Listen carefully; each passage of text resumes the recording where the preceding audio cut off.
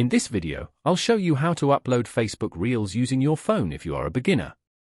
Reels are short videos that you can share to reach more people and get more engagement. First, open the Facebook app on your phone and make sure you are logged into your account.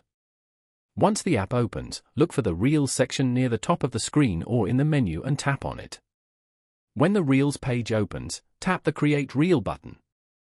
This will open the camera screen where you can record a new video or upload one from your phone. If you want to upload a video from your gallery, tap the gallery icon and select the video you want to use.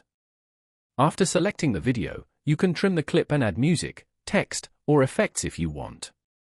These tools help make your reel more interesting. Once you finish editing, tap Next to continue.